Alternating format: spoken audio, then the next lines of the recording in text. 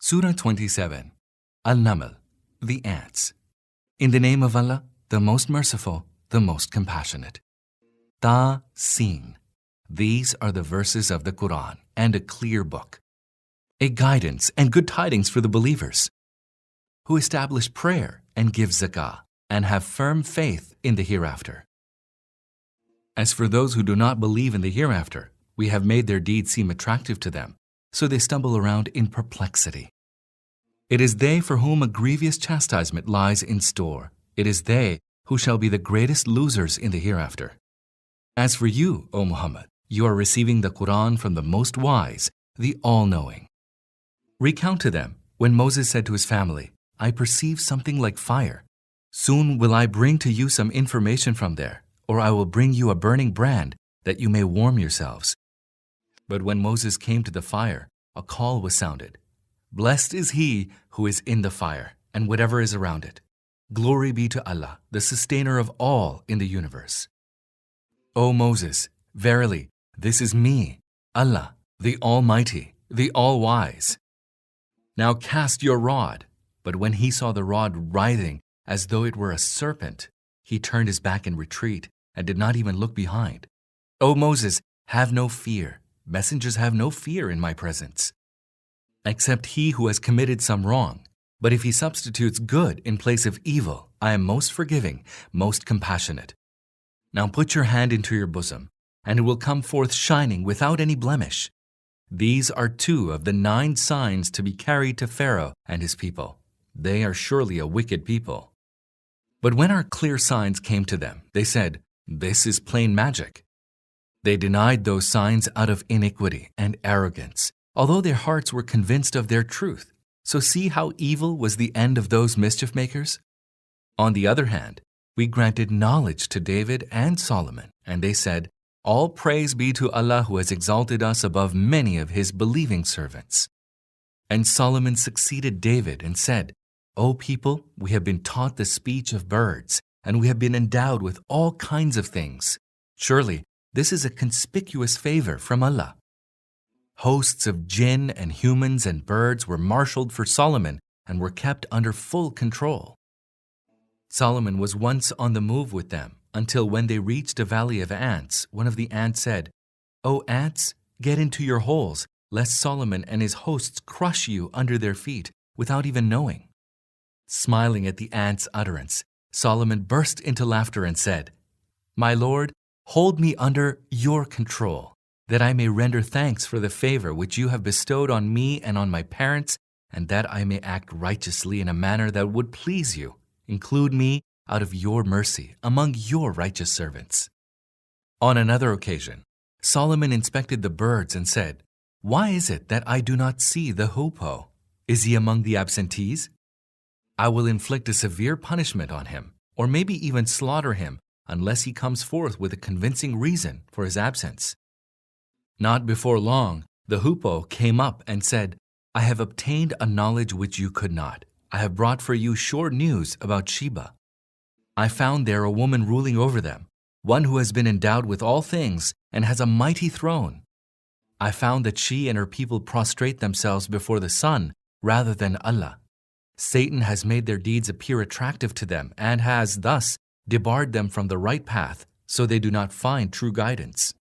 That they would prostrate themselves before Allah who brings to light all that is hidden in the heavens and the earth, and knows all that you conceal and all that you reveal. Allah, none is worthy of worship save He. He is the Lord of the mighty throne.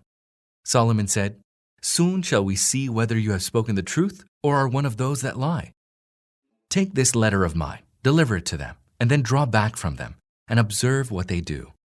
The queen said, Know, my nobles, that a gracious letter has been delivered to me.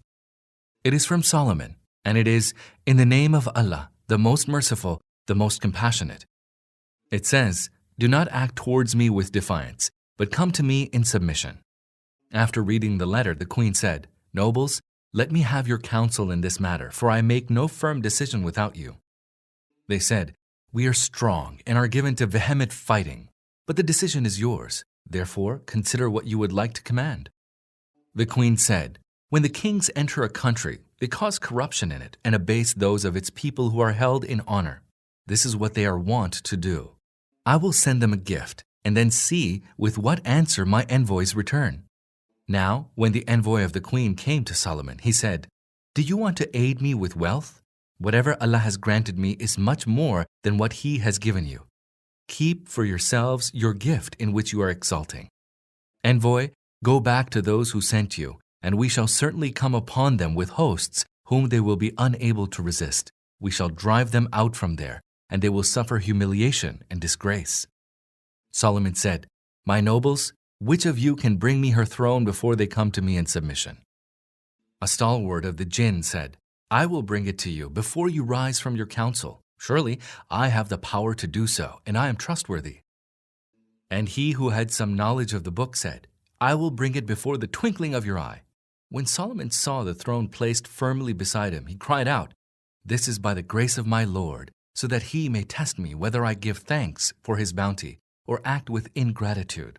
Whoever is grateful is so to his own good, and whoever is ungrateful, let him know that my Lord is immensely resourceful, most bountiful." Solomon said, "Set the throne before her casually, and let us see whether she gets to the truth or is one of those who are not guided to what is right." When the queen arrived, she was asked, "Is your throne like this one?" She said, "It seems as if it is the same. We had already come to know this, and we had submitted ourselves." What prevented her from accepting the true faith was her worshipping deities other than Allah, for she belonged to an unbelieving people. She was told, "Enter the palace," but when she saw it, she thought it was a pool of water, and she bared both her calves to enter into it. Solomon said, "This is a slippery floor of crystal." Thereupon she cried out, "My Lord, I have been inflicting much wrong on myself. Now I submit myself with Solomon to Allah, the Lord of the whole universe."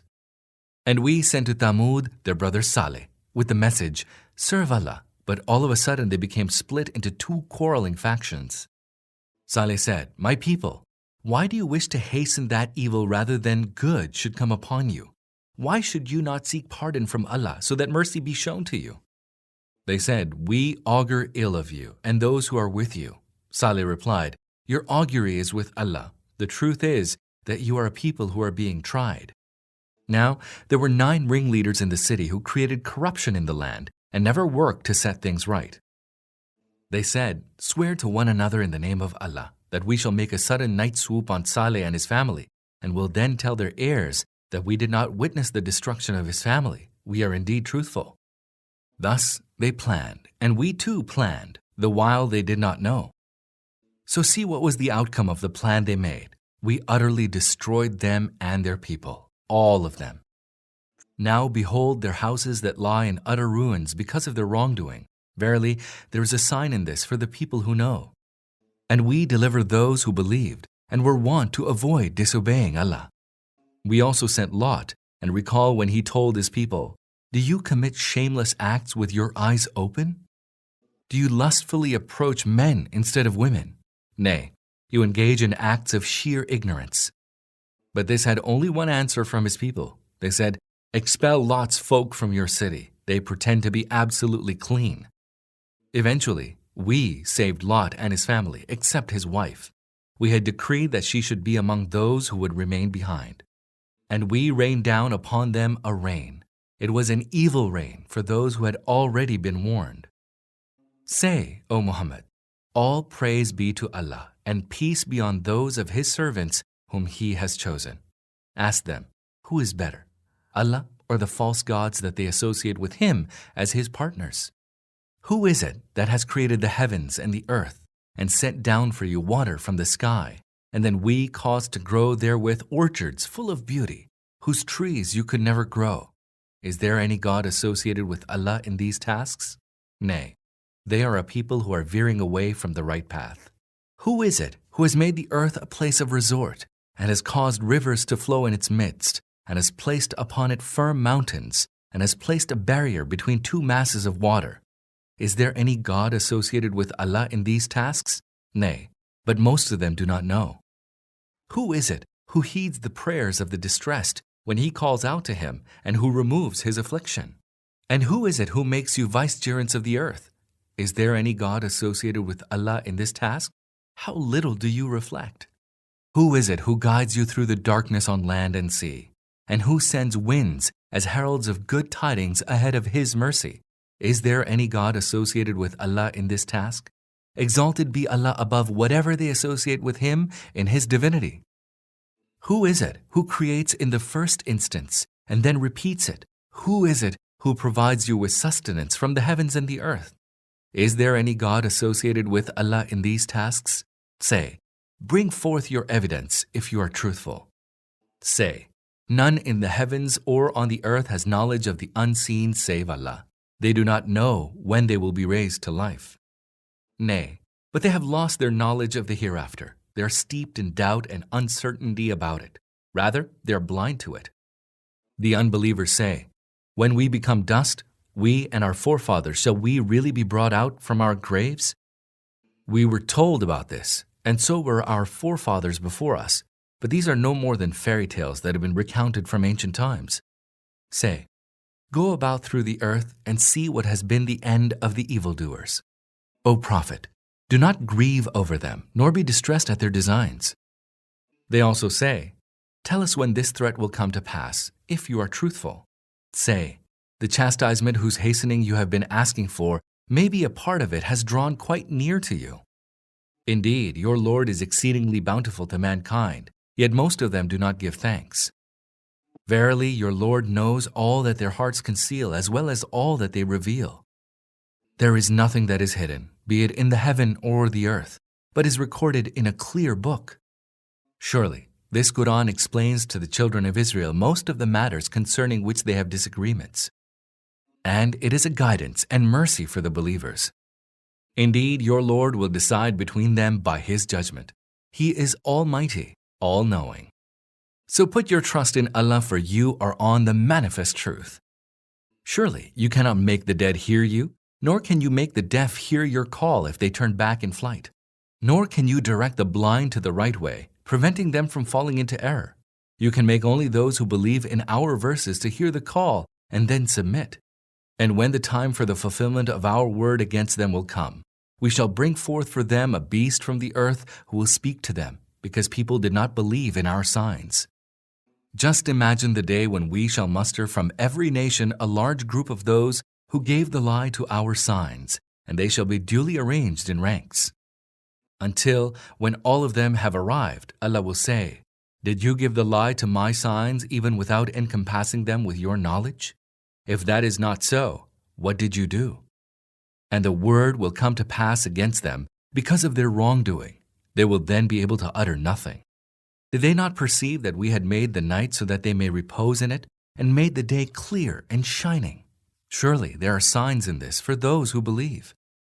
The day when the trumpet will be blown, all those who are in the heavens and on the earth shall be terror-stricken, all except those whom Allah wills, and everyone shall come to Him utterly abject. You now see the mountains and consider them firmly fixed, but then they shall pass away, even as clouds pass away. That will be the handiwork of Allah, who has created everything with perfect wisdom. He is well aware of what you do. Whosoever comes with good will receive a reward better than his deed, and they will be made secure from the terror of that day. And whosoever comes with evil, they will be flung upon their faces into the fire. Will you be recompensed for aught other than what you do? Tell them, O Muhammad, I have been commanded only to serve the Lord of this city that He has made inviolable, to serve Him to whom all things belong. I have been commanded to be of those that submit to Allah, and to recite the Qur'an.